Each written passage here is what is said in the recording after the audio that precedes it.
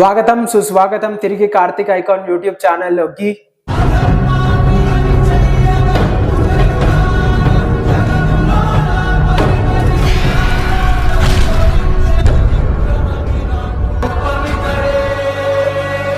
ముందుగా మీ అందరికీ జై శ్రీరామ్. ఈరోజు వీడియో వచ్చేసి వన్ మోర్ ఎక్స్ప్లోర్ వీడియో. ఈరోజు నేనేం ఎక్స్ప్లోర్ చేయబోతున్నా అంటే మన అలియాబాద్ గ్రామంలో జరిగిన హిందూ సమ్మేళన కార్యక్రమాన్ని గురించి అయితే ఎక్స్ప్లోర్ చేయబోతున్నాను. అంతకంటే ముందు ఈ హిందూ సమ్మేళన గురించి నా సొంత ఒపీనియన్ మీతో పంచుకోవాలనుకుంటున్నాను. సో నాకేమనిపించింది అంటే ఈ కార్యక్రమాన్ని పూర్తిగా దగ్గర నుంచి చూసిన తర్వాత ప్రతి సంవత్సరానికి ఒకసారి ఇలాంటి కార్యక్రమం జరపాలని నాకైతే అనిపించింది. ఎందుకంటే దీని వలన మన ఐక్యత మనకి తెలుస్తుంది. దానితో పాటు మన దేశం గురించి మన ధర్మం గురించి ఒక అవగాహన తెలివి తెలుస్తాయని నాకైతే దృఢ నమ్మకం వచ్చేసింది అనమాట ఈ ప్రోగ్రాం వలన. సో అందుకనే ఇలాంటి ప్రోగ్రాం మీ గ్రామంలో కూడా జరుగుతుంది అని మీకు తెలిస్తే మాత్రం ప్రతి ఒక్కరూ వెళ్ళడానికి ప్రయత్నించండి. ఇంకెక్కడైనా జరగకపోతే అక్కడ జరిగితే మాత్రం. సో దీని వలన మన దేశం గురించి మన ధర్మం గురించి మన ఐక్యత గురించి మనకు తెలుస్తాయి. సో ప్రతి ఒక్కరూ మిస్ కాకండి. అండ్ దాంతోపాటు విషయం కూడా ఈ కార్యక్రమం వలన నాకు తెలిసింది ఏంటంటే మా ఊరి అసలైన పేరేంటో నాకు తెలిసింది. మా తాత ముత్తాతలు పిలుచుకున్న పేరు నాకు తెలిసింది అనమాట. ఏంటంటే ఎవరైనా అలియాబాద్ ప్రజలు కూడా ఈ వీడియో చూస్తున్నట్టయితే ఇక నుంచి ఈ అలియాబాద్ అనే పేరుని మనం మర్చిపోవాలి. అహల్యాపురి అనే పేరుని గుర్తుంచుకోవాలి. ఇక నుంచి ఎవరు అడిగినా సరే మీ ఊరి పేరు ఏంటంటే అహల్యాపురి అని చెప్పడానికి ప్రయత్నించండి. క్రమక్రమంగా ఈ అలియాబాద్ పేరుని మర్చిపోవాలి. ఇది ఎవరో పెట్టిపోయిన పేరుని మనం పిలుచుకుంటున్నాం. అసలైన పేరేంటి? మన ఊరి పేరు అహల్యాపురి. ఈ అహల్యాపురి గొప్పతనం గురించి కూడా మన స్వామీజీ గారు అంటే ఈ పేరు యొక్క విశిష్టత స్వామీజీ గారు చెప్పారు. చివరిలో ఉంటుంది, చూడండి. అది విన్న తర్వాత మీరే గర్వంగా ప్రతి ఒక్కరికి చెప్పుకుంటారు మన ఊరి పేరు అహల్యాపురి అని, ఇంత గొప్ప పేరా అని. లేట్ చేయకుండా వీడియోని అయితే స్టార్ట్ చేద్దాం. Let's start.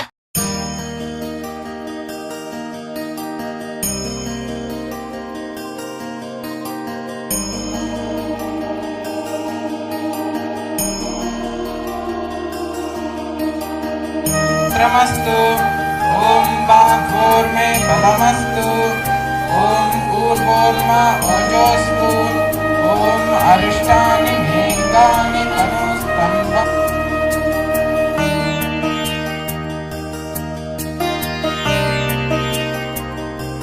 पृथिवी ववरिण्णा तस्यास्ते पृथिवी देवयजनि पृष्ठेऽग्निमन्नादमन्नाध्यायादभे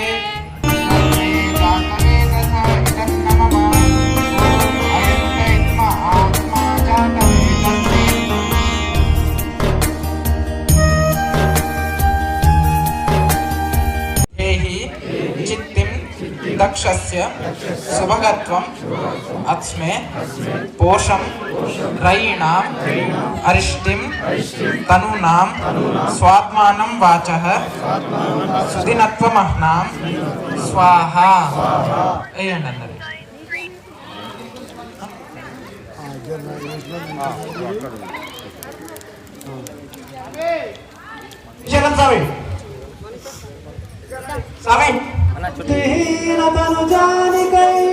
सुमिरं पवन कुमार बल बुद्धि विद्या देहु मोहि हरहु कलेश विहार.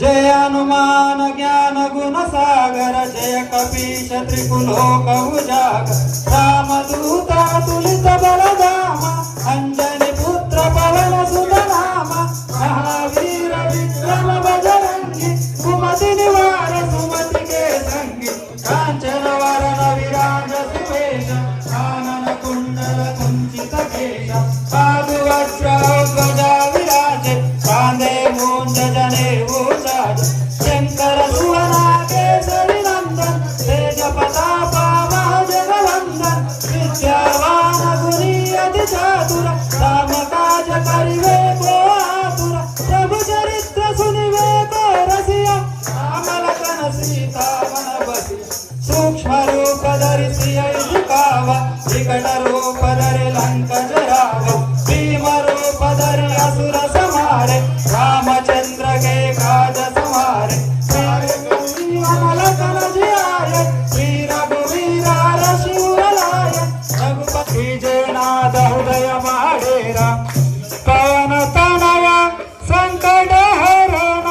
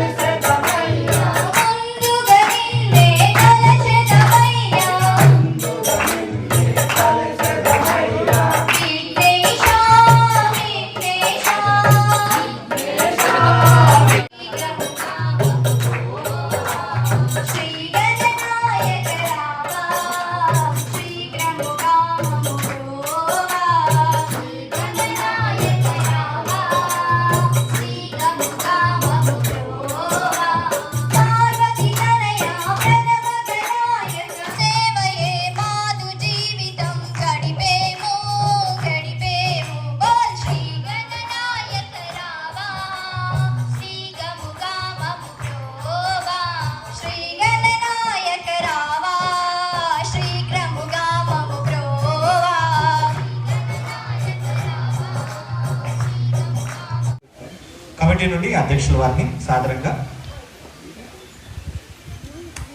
ఆహ్వానిస్తున్నారు.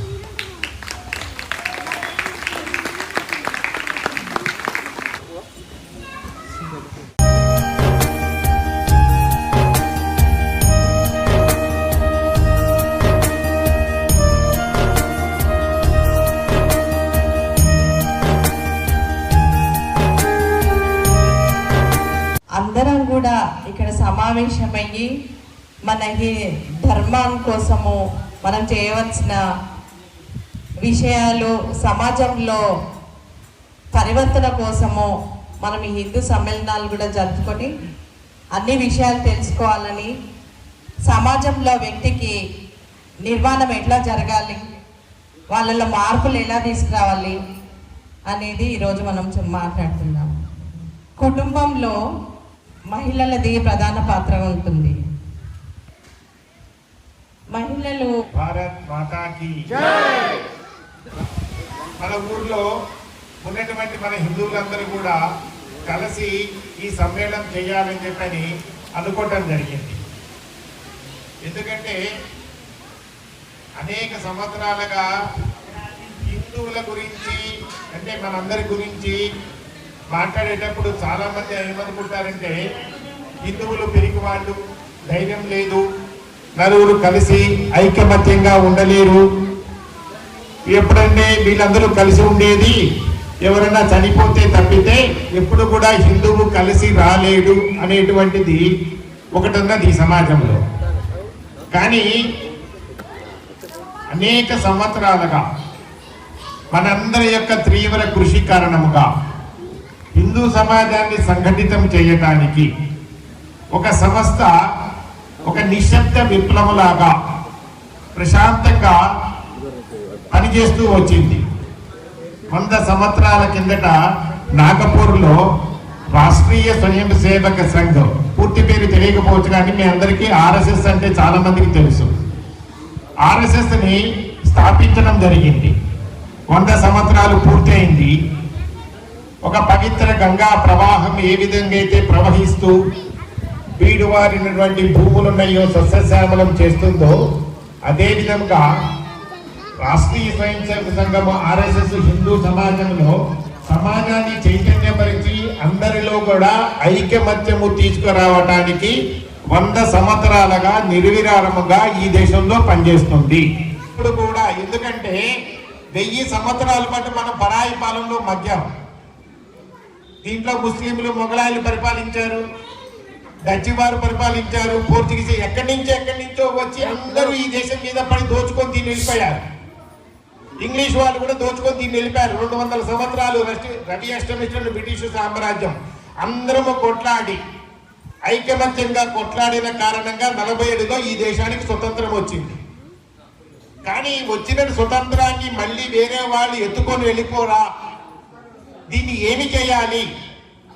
ఆయన చాలా మందితో మాట్లాడారు. అంబేద్కర్ గారితో మాట్లాడారు, డాక్టర్ ఎన్కేఆర్, తిలక్తో మాట్లాడాడు, అరవింద ఘోష్, స్వామి వివేకానంద, ఆ రోజుల్లో ఉన్నటువంటి దేశ నాయకులందరితో కూడా చర్చించి ఈ దేశానికి పట్టినటువంటి ఒక రోగం ఏదైతే ఉన్నదో, సమాజంలో అనైక్యంగా ఉన్నారు, ద్వేషం ఉంది ప్రజల మధ్యలో, ప్రాంతీయ అభిమానాలు ఉన్నాయి. కాబట్టి వీటన్నిటినీ కూడా దూరం చేయాలంటే సనాతనమైనటువంటి అనేక వందల వేల సంవత్సరాలుగా ఇక్కడ ప్రడమిల్లుతున్నటువంటి మన యొక్క హిందూ ధర్మము ఏదైతే ఉన్నదో, ఒక ఆధ్యాత్మిక శక్తి ఏదైతే ఉన్నదో, వీళ్ళందరి మధ్యలో ఆధారముగా చేసుకొని సంపూర్ణమైనటువంటి హిందూ సమాజం యొక్క సంఘటన ఐకమత్యం తీసుకురావాలనే ఆలోచనతోనే ఆర్ఎస్ఎస్ యొక్క స్థాపన జరిగింది. 100 సంవత్సరాల తర్వాత కూడా ఇప్పటికీ ఈ దేశం గురించి ఆలోచిస్తున్నటువంటి సంస్థ కేవలము ఆర్ఎస్ఎస్ మాత్రమే. ఆర్ఎస్ఎస్ ఎవరికో పోటీగాను ఇంకోళ్ళ కోసం పుట్టలేదమ్మా. ఈ దేశం కోసం మాత్రమే పుట్టింది. ఈ దేశం గురించే ఆలోచిస్తుంది. ఈ దేశంలో ఉన్న ప్రజలలో ఐకమత్యము కోసమే చేస్తుంది. ఈ ధర్మము, మన యొక్క సంస్కృతి, మన యొక్క సాంప్రదాయాలని కాపాడాలంటే ఏకైక శక్తి ఆర్ఎస్ఎస్ దగ్గరే ఉన్నది. మనందరము సంఘటనముగా ఐకమత్యముగా ఉన్న కారణముగా మనం ఏదైనా సాధించవచ్చును. ఇప్పుడు మన ఊళ్ళో మనందరం కలిసి ఉన్నాం అనుకోండి, మన దగ్గరికి ఎవరు వస్తారు? మనమేమి ఆయుధాలు పట్టక్కర్లేదు. ఇవాళ మన జాతి విశ్వగురు స్థానానికి వెళ్ళగలుగుతుంది. దీనికి కారణము మన యొక్క ధర్మము. రెండోది, మన యొక్క ఈ దేశం యొక్క గురించి ఆలోచిస్తే మన దేశము మామూలు దేశం కాదండి. అసలు మన ధర్మమే అసలు ఎప్పుడు పుట్టిందో కూడా ఎవరికి తెలియదు. ఇస్లాము, క్రైస్తవము ఇవన్నీ కూడా 2000 సంవత్సరాల కిందటో 1400 సంవత్సరాల కిందటో వచ్చినాయి. కానీ మన ధర్మము, మన హిందూ ధర్మము, సనాతన ధర్మము సృష్టి పుట్టినప్పటి నుంచి కూడా ఉంది. అటువంటి గొప్ప ధర్మం ఇది. ప్రపంచంలో చాలా మందికి ప్రజలకి బట్ట కట్టుకోవడం కూడా తెలియని రోజుల్లో బట్ట ఎట్లా కొట్టుకోవాలి, ఏది తినాలి, ఏది తినకూడదు అన్నటువంటి చెప్పిన ధర్మము మన హిందూ ధర్మం మాత్రమే. అందుట్లో 2 ప్రధానమైనటువంటి విషయాలు ఉన్నాయి ఈ దేశం గురించి మనం ఆలోచించినప్పుడు. మన దేశాన్ని అమెరికా లాగానో, జర్మనీ లాగానో, లండన్ లాగా ఎవరు తయారు చేయలేదండి. సహజంగానే మన దేశాన్ని దేవతలు నిర్మించారండి. స్వయంగా ఈ దేశాన్ని నిర్మించింది దేవతలు మాత్రమే. ఇది నేను చెప్పట్లా, నేను పుట్టించట్లా, నేను కల్పిత కథ కాదు. నేను మత బోధకులుగా కల్పిత కథలు చెప్పట్లా. ఎందుకు చెప్పట్లేదంటే 8వ శతాబ్దంలో వరాహ మిహిరుడు అనేటువంటి ఒక పెద్ద ఖగోళ శాస్త్రం విన్నాడు, ఆటోమేటిక్ శాస్త్రవేత్త, ఆటో ఎనర్జీ. ఆయన ఏం చెప్పాడు? ఆయన బృహస్పతి గ్రంథంలో రాశాడు, ఒక శ్లోకం రాశాడు. హిమాలయ సమారభ్యం యావదేందు హిందూ సరోవరం తద్దేవిత నిర్మితం దేశం హిందుస్థానం ప్రత్యక్షతే. అంటే హిమాలయ పర్వతాల దగ్గర నుంచి మొదలుపెట్టి హిందూ సముద్రము వరకు, హిందూ మహాసముద్రం వరకు విస్తరించినటువంటి ఈ భూమి ఏదైతే ఉందో తమ్ దేవ నిర్మిత దేశం హిందుస్థానం. ఇది దేవతల ద్వారా నిర్మించబడినటువంటి దేశము భారతదేశము. కాబట్టి అంత పవిత్రమైనటువంటి భూమి. ఎందుకు భూమి అయింది? వేదాలు ఇక్కడ పుట్టినాయి, రామాయణం ఇక్కడ పుట్టింది, భాగవతం ఇక్కడ పుట్టింది, అష్టాదశ శక్తిపీఠాలు పుట్టాయి. అయోధ్య, మధుర, మాయా, కాశీ, తిరుపతి, శ్రీశైలము పుణ్య ప్రదేశాలు ఉన్నాయి, నదులు ఉన్నాయి, గోదావరి ఉంది, కృష్ణ ఉన్నది, మంజీరా ఉన్నది, గంగా నది ఉన్నది. మన పాపాలు చేస్తే పోగొట్టడానికి గంగమ్మ తల్లి ఉన్నది, ఎల్లమ్మ ఉంది, పోచమ్మ ఉన్నది. అందరూ పుట్టినటువంటి దేశము భారతదేశం మాత్రమే. కాబట్టి పవిత్ర భూమి, కర్మభూమి, వేద భూమి, పుణ్యభూమి అని ఏదైనా ఉన్నది అంటే ప్రపంచంలో కేవలము భారతదేశము మాత్రమే. ఇవాళ మన అందుకని సంఘం ఏం చేస్తుందంటే 3 విషయాలు చెప్పింది. ఒకటి, దీంట్లో ప్లాస్టిక్ హటావ్, పానీ బచావ్, పేడు బడావ్ అంటే చెట్లను పెంచండి, పేడు బడావ్ చెట్లను పెంచాలి, నీటిని తక్కువ వృధా కాకుండా కాపాడాలి, పానీ బచావ్. 3వ విషయము ప్లాస్టిక్ హటావ్, నిత్య జీవితంలో ప్లాస్టిక్ అసలు వాడకూడదు. ఇప్పుడు మీ ఇక్కడ కూర్చున్నటువంటి 100 మందిలో మీ అమ్మలో, మీ తాతలదో, మీ తండ్రులదో, మీ పిల్లలదో పుట్టినరోజు వస్తుంది. మనం ఒక చెట్టు నాటలేమా? మన ఇంట్లో 4 పిల్లలు వచ్చినప్పుడు 4 పుట్టినరోజులు వచ్చినప్పుడు 4 చెట్లు అంటే గొంపలేమని అంటుకుపోతాయా? అట్లా నాటాడారు కాబట్టి ఇవాళ ఈ స్కూల్లో మంచి చల్లటి వాతావరణం వస్తుంది ఇంత వేడిలో కూడా. కాబట్టి మన పుట్టినరోజులప్పుడు మనం తప్పకుండా చెట్లను నాటేటువంటి ఒక సంస్కృతి మన భారతదేశంలో హిందూ సంస్కృతిలో మాత్రమే ఉంది. మనం ఈ రోజు అందరూ కూడా కూర్చొని తీర్మానం చేయాలి, మనము చక్కగా చెట్లని నాటుతాము, చెట్లని పోషిస్తాము. ప్లాస్టిక్, మీకు ప్లాస్టిక్ చెప్పి ముగిస్తా. ఈ ప్లాస్టిక్ కవర్లు ఏవైతే ఉన్నాయో రోడ్డు మీద చెత్తని ఏరుకొచ్చిన దాంతో దానా తయారు చేసి మీకు ఇడ్లీకి దోశకి ప్యాక్ చేసేయడానికి ఆ ప్లాస్టిక్ షీట్ వాడతారమ్మా. ఈ చెత్త ఎక్కడి నుంచి చేస్తారో మీ అందరికీ తెలుసు. మన దగ్గర ఉన్న టాయిలెట్ దగ్గర పడిన చెత్త అంతా ఏరుకొస్తారు. దీంట్లో కెమికల్స్ కలుపుతారు. ఆ కెమికల్స్ మన ఆరోగ్యాన్ని దెబ్బతీస్తాయి. దాంట్లో గ్యాస్ ప్రాబ్లం వస్తుంది, క్యాన్సర్ వస్తుంది. అయినా సరే మనం ప్లాస్టిక్ కవరే వాడతాం. మన ఇంట్లో ఉన్నటువంటి ఒక స్టీల్ బాక్స్ తీసుకెళ్ళి 2 ఇడ్లీలు తీసుకురామని చెప్పలేమా? ఒక చట్నీకి ఒక డబ్బా తీసుకెళ్ళలేదప్ప. అంతకుముందు ఈ ప్లాస్టిక్ లేనప్పుడు 20 సంవత్సరాల కిందట మనందరం కూడా అట్లాగే తెచ్చుకుందాం. కాకపోతే ఏంటంటే ఇవాళ ఈజీ లైఫ్, ఈజీ గోయింగ్ అయిన తర్వాత మార్కెట్కి వెళ్ళిపోతాం, 2 ఇడ్లీలు తీసుకురావడం, భార్య ఫోన్ చేయగానే వెంటనే అక్కడ స్టాప్ దగ్గర రావడం, 2 ఇడ్లీలు ప్యాక్ చేసుకోవడం. కానీ ప్యాక్ చేసుకున్నతో పాటుగా రోగాలు కూడా కొని తెచ్చుకుంటున్నాము. కాబట్టి మనం ప్లాస్టిక్ వాడకూడదు. కాబట్టి మన యొక్క కుటుంబ వ్యవస్థ, మన యొక్క పర్యావరణం కాపాడుకునేటువంటి ఒక సమరసత మన మీదనే ఉంది. ఆశిస్తూ నాకు ఈ అవకాశం ఇచ్చిన గ్రామస్తులకి ధన్యవాదాలు తెలియజేస్తాను.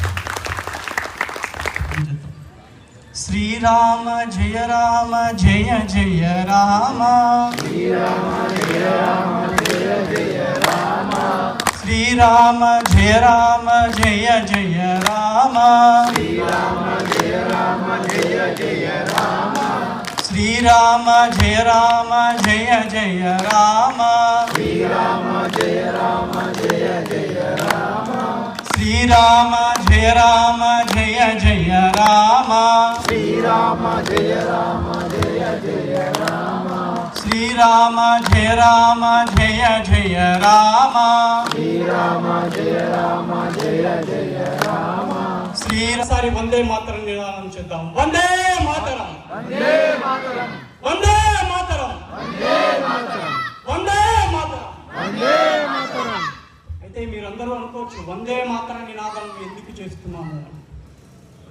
ఈ వందే మాతరం నినాదం చేశారని డాక్టర్ జీ గారు స్కూల్లో చదువుకుంటున్నప్పుడు స్కూల్ నుంచి బయటకు వెళ్ళారు. కానీ అదే డాక్టర్ జీ కారణంగా మనం గర్వంగా ఈరోజు చెప్పుకుంటున్నాం వందే మాతరం. 100 సంవత్సరాలు ఆర్ఎస్ఎస్ పూర్తి చేసుకున్న కారణం. సో అటువంటి మహాత్ములు ఎందరో త్యాగాన్ని చేశారు. భగవద్గీత చదువుకుంటాం, భగవద్గీత చదువుకుంటాం, బొట్టు పెట్టుకుంటాం, బొట్టు పెట్టుకుంటాం, భగవద్గీత చదువుకుంటాం, భగవద్గీత చదువుకుంటాం. సో అలాంటి సనాతన ధర్మం మనది. మన ధర్మం మాత్రమే ఈ విశ్వంలో ఎక్కడైనా కానీ పరమాత్ముడు ఎక్కడున్నాడు అంటే నీ లోపల వ్యాపించి ఉన్నాడు, సర్వత్రా వ్యాపించి ఉన్నాడు. ఒక వృక్షం రూపంలో ఉన్నాడు, గాలి రూపంలో ఉన్నారు, నీరు రూపంలో ఉన్నాడు, అగ్ని రూపంలో ఉన్నాడు, ఆకాశ రూపంలో, పంచభూతాల రూపంలో ఉన్నాడు అని బోధించే ధర్మం కేవలం సనాతన ధర్మం మాత్రమే తప్ప ఈ విశ్వంలో ఇంకొక ధర్మం అంటూ ఏది లేదు. మతాలన్నీ కూడా నిన్న మొన్న వచ్చి పుట్టుకొచ్చినటువంటివి. ఈరోజు మనం చూస్తున్నాం మన పిల్లల్ని మనం ఎలా పెంచాలి. మన పిల్లలకి మన చిన్నతనం నుంచే మనం ఒక రాముడి గురించి చెప్పాలి, ఒక శివాజీ మహారాజ్ గురించి చెప్పాలి. అవి కాకుండా మనం ట్రింకిల్ లిటిల్ స్టార్ అంటే ట్రింకిల్ లిటిల్ స్టారే కనీసం ఇలాంటి 10 బాటల్లో చేత్తో ఇలా ఎత్తమన్నా కూడా ఎత్తలేదు. కాబట్టి మన పూర్వీకులు ఎలా ఉండేవారు, మన అమ్మ నాన్నగారు ఎలా ఉండేవారు, వాళ్ళ చిన్నతనం ఎలా ఉండేది, వాళ్ళు ఆలోట్లు పెట్టుకొని బతికారా? మనం ఇవాళ ఎందుకు ఆలోట్లు పెట్టుకుంటున్నాం అంటే వాళ్ళు పంచ మహాయజ్ఞాలు ఆచరించేవారు. మొదటిది భూత యజ్ఞం. ఉదయం లేవగానే ఇంటి ముందు చెల్లాపి చల్లి ముగ్గు వేస్తారు. ముగ్గు ఎందుకు వేస్తారు? ముగ్గు దేంతో వేస్తారు? బియ్యం పిండితో వేస్తారు. ఎందుకు వేస్తారు అంటే ముగ్గు బియ్యం పిండితో మనం ఆ ఉదయాన్నే లేవగానే ఇలా పెట్టేసి ఆ ముగ్గు ఏదో వాళ్ళకు వచ్చిన రీతిలో వేశారు, అదొక డిజైన్ అయింది. తర్వాత అలా వేయడం వల్ల క్రిమి కీటకాలు ఏవైతే ఉన్నాయో అవన్నీ కూడా ఆ ఆహారాన్ని భుజించి వాటి దారి అవి చూసుకునేవి మన ఇంట్లోకి వచ్చి మనం ఇవాళ దోమలకు ఒక మందు, చీమలకు ఒక మందు, బొద్దంకలకు ఒక మందు. పూర్వకాలం మన వాళ్ళు ఎవరు పెట్టుకోలేదు అలాగా. కాబట్టి ఆలోచించండి. అమ్మగారు చెప్పినట్టు మన పర్యావరణాన్ని మనము రక్షించుకోవాలి. పర్యావరణ రూపంగా, పంచభూతాల రూపంగా ఉన్నది పరమాత్మయే. ఆ పరమాత్మయే అని మనము గుర్తించాలి.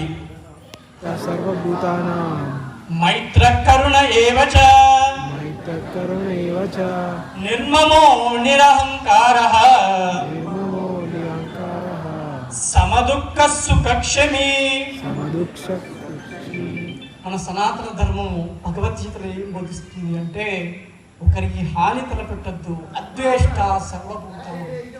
అన్ని భూతాల పట్ల, భూతాలు అంటే దయ్యాలు భూతాలు కాదు, భూతాలు అంటే మన చుట్టుపక్కల ఉన్నటువంటి ప్రాణులన్నిటినీ, కుక్కను కానీ, కాకిని కానీ, పక్షిని కానీ, ఏవైతే మన చుట్టుపక్కల ఉన్నటువంటి గోవులు కానీ అన్నిటినీ కూడా ద్వేషించరాదు. అన్నిట్లో కూడా ప్రేమతో వ్యవహరించాలి. ఇది మన సనాతన ధర్మం మనకు బోధిస్తుంది.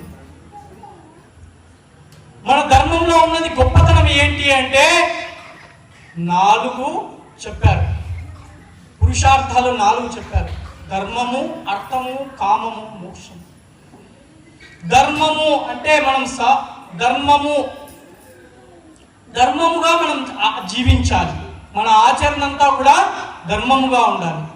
ధర్మముతో అర్థాన్ని సంపాదించాలి. డబ్బు సంపాదించాలి. ఎలా అంటే దొంగతనం చేసో, ఇంకోటి చేసో డబ్బు సంపాదించమని మన ధర్మం చెప్పట్లేదు. డబ్బు ఎలా సంపాదించాలి? ధర్మమైన మార్గములో వెళ్ళి సంపాదించాలి. ఆ మార్గము ఏంటి అంటే మహాజనో ఏనగత సపంత అని మహాభారతం మనకు చెప్తుంది. మహాత్ములు ఏ దారిలో మన ముందు నడిచి వెళ్తారో అటువంటి దారి ధర్మము. అటువంటి ధర్మములో మనం నడుస్తూ డబ్బు సంపాదించని వద్దు అని ఎప్పుడు చెప్పలేదు ధర్మం. మన సనాతన ధర్మం ఎప్పుడు కూడా డబ్బు సంపాదించద్దు అని చెప్పలేదు. ధర్మమైన మార్గంతో డబ్బు సంపాదించి, మీకేవో చిన్న చిన్న కోరికలు ఉంటాయి. అందరూ గృహస్థులు కాబట్టి ఇల్లు కొనాలి, కారు కొనాలి అనే కోరికలు, చిన్న చిన్న కోరికలు ఉంటాయి. వాటిని ఆ కోరికలను కూడా తీర్చుకోమని చెప్తుంది. కానీ కొంతకాలానికి ఏమవుతుంది, ఒక వయసు వచ్చిన తర్వాత 60 50 వచ్చిన తర్వాత ఈ కోరికలన్నీ తీరిన తర్వాత పరీక్షలోకాన్ కర్మచితాన్ బ్రహ్మ నిర్వేదమాయ అకృతకృతేన శ్రోత్రియం బ్రహ్మనిష్టం సగురుమేవాభిచేతనుడు. అంటే ఇవన్నీ కూడా ఈ భోగాలన్నీ అనుభవించి ఇవన్నీ కూడా మనకు ఉన్నటువంటి కోరికలన్నీ తీర్చుకున్న తర్వాత 4వది మోక్ష మార్గము. ఈ మోక్ష మార్గము ఈ విశ్వంలో ఏదైనా ధర్మం బోధించిందా అంటే అది బోధించలేదు. ఆ మోక్షము ఏమిటి అంటే బంధము నుంచి విముక్తి. బంధము నుంచి విముక్తి మాకొద్దు అన్న వాళ్ళు చేయొద్దండి. అందరికి కూడా బంధము నుంచి విముక్తి కావాలి కదండి. అయితే ఆ బంధము నుంచి విముక్తి ఎలా వస్తుంది అంటే మన ఉపనిషత్తులు మనకు ఏం బోధిస్తుంది అంటే తత్వమసి, నీవే ఆ పరమాత్మ అయి ఉన్నావు. కాకపోతే నువ్వు దేహముతో మమేకమయ్యి నేను ఈ చిన్న పరిచ్ఛిన్నమైనటువంటి దేహం అనుకుంటున్నావు. ఎప్పుడైతే నువ్వు దేహాభిమానము వదిలితే అప్పుడు ఆ పరమాత్మ నీలోనే ఉన్నారు, నువ్వు అయి ఉన్నారు అని బోధించే ధర్మం ఏదైనా ఉంది అంటే అది ఈ విశ్వమంతా కూడా సనాతన ధర్మము ఒక్కటే తప్ప వేరే ఏ మతాలు కూడా ఇలా బోధించలేదు. కాబట్టి అటువంటి ధర్మాన్ని మనం అట్టి పెట్టుకొని మత మార్పులు ఎప్పుడు చేయకూడదు. ఈ దేహంలో శ్వాస ఉన్నంత వరకు కూడా మతము మారకూడదు. కాబట్టి మీరందరూ కూడా ఈ సభాపూర్వకంగా 3 నినాదాలు ఇవాళ తీసుకున్నాము. 1 బొట్టు పెట్టుకుంటాం, గీత చదువుకుంటాం. గట్టిగా బొట్టు పెట్టుకుంటాం, గీత చదువుకుంటాం. బొట్టు పెట్టుకుంటాం, గీత చదువుకుంటాం. బొట్టు పెట్టుకుంటాం, గీత చదువుకుంటాం. బొట్టు పెట్టుకుంటాం, గీత చదువుకుంటాం. బొట్టు పెట్టుకుంటాం, గీత చదువుకుంటాం.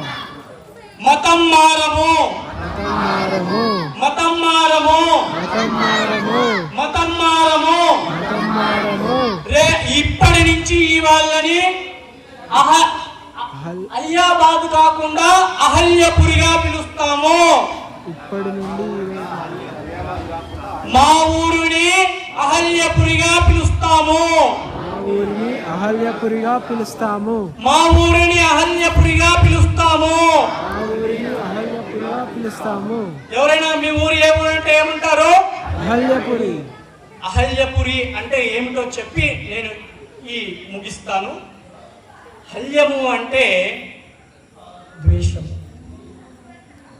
అహల్యము అంటే ఎవరికైతే ద్వేషం ఉండదో అటువంటి మూర్తి అహల్యాదేవి. అహల్య అంటే మన మనసులో ఎటువంటి చెడు భావన లేకుండా ఉండటం.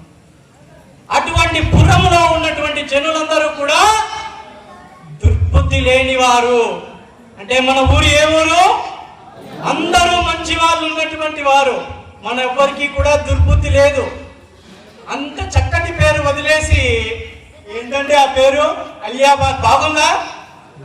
ఎవడో పెట్టాడు, ఎవడో పెట్టింది ఎంతకాలం ఉంటుందండి? ఆ పిల్లాడు ఉన్నాడు, నేను వెళ్ళి ఇలా బొట్టు పెడతాను, వాడు పిడి వేస్తూ ఉంటాడు, నేను వెళ్ళి బొట్టు పెడుతుంటాను. ఉంటుందా అది? కాబట్టి ఈ రోజు నుంచి మనం నినాదం ఏం చేద్దాం? అహల్యపురి, అహల్యపురి, అహల్యపురి, అహల్యపురి, అహల్యపురి. సంతోషం. ఓం తత్సత్. ఓం శ్రీ నమస్తే.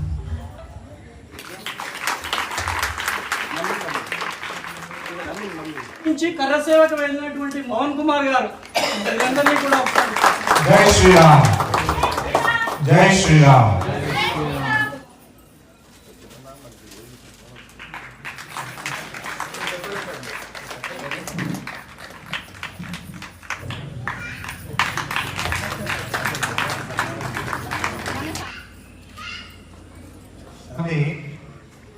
ప్రభుత్వ అధికారులు వచ్చి వాటిని తొలగించడం జరిగింది.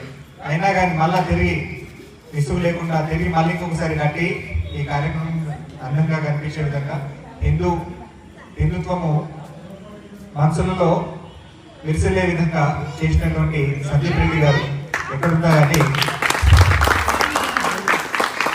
వేదికపైకి రావాల్సిందిగా కోరుతున్నారు. వారు లేకున్నా కానీ వారికి మన అందరి తరఫు నుండి హృదయపూర్వక ధన్యవాదాలు.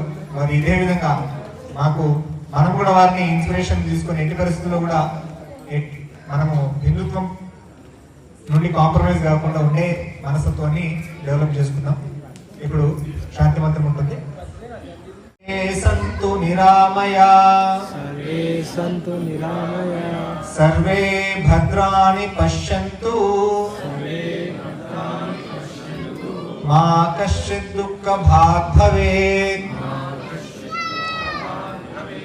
ఓం శాంతి శాంతి శాంతి. ఓం శాంతి శాంతి శాంతి.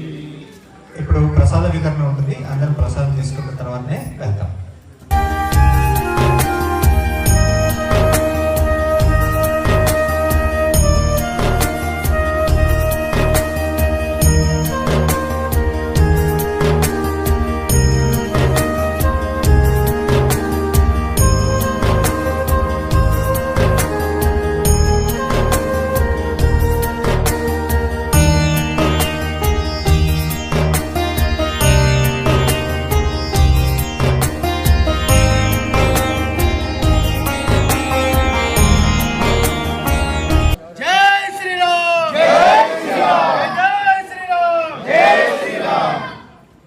చూసారుగా వీడియో మీకు నచ్చిందని అనుకుంటున్నా. నచ్చితే మాత్రం please do like, share, comment and subscribe.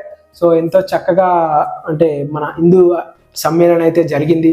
So యజ్ఞం చేశారు, హనుమాన్ చాలీసా పారాయణ జరిగింది, భజనలు చేశారు, భక్తులు చాలా చక్కగా మన దేశం గురించి, ధర్మం గురించి ఒక అవగాహన, తెలివిని అందించారు. సో ఇలాంటి ప్రోగ్రాం ప్రతి సంవత్సరానికి ఒకసారి జరపాలని నేనైతే మనస్ఫూర్తిగా కోరుకుంటున్నాను. సో ప్రతి ఒక్కరూ ఇలాంటి కార్యక్రమాలు అయితే కూడా వెళ్ళడానికి ప్రయత్నించండి మీ గ్రామంలో ఒకవేళ అయితే. సో మిస్ కాకండి. సో మన దేశం పట్ల, మన ధర్మం పట్ల సో మన అవగాహనని, మన తెలివిని పెంచుకోవాలంటే సో ఇలాంటి కార్యక్రమాలు మనకి చాలా బాగా ఉపయోగపడతాయి. సో మళ్ళీ కావు కాబట్టి మీ ప్రాంతంలో కూడా జరిగితే వెళ్ళడానికి ప్రయత్నించండి. సో ఈ వీడియోకి ఇంతే. Thank you for spending your valuable time with our channel. మీ విలువైన సమయాన్ని మా ఛానల్తో కేటాయించినందుకు చాలా ధన్యవాదాలు, కృతజ్ఞతలు. మళ్ళీ ఇంకో వీడియోలో కలుద్దాం. అంతవరకు keep stay tune. So Aliabad ప్రజలు ఎవరైనా చూస్తున్నట్టయితే ఆ స్వామీజీ వారు చెప్పినట్టు సంకల్పం తీసుకొని ఇక నుంచి కేవలం అహల్యాపురి మాత్రమే పిలవండి అలియాబాద్ పేరుని. సో ఇలా మనం పిలుచుకుంటూ పోతేనే నెక్స్ట్ తరానికి మన ఊరి పేరు, మన గ్రామం పేరు తెలుస్తుంది. అసలైన పేరు ఏంటో, అహల్యాపురి గొప్పతనం ఏంటో. హర హర మహాదేవ, శంభో శంకర. మళ్ళీ కలుద్దాం. బాయ్.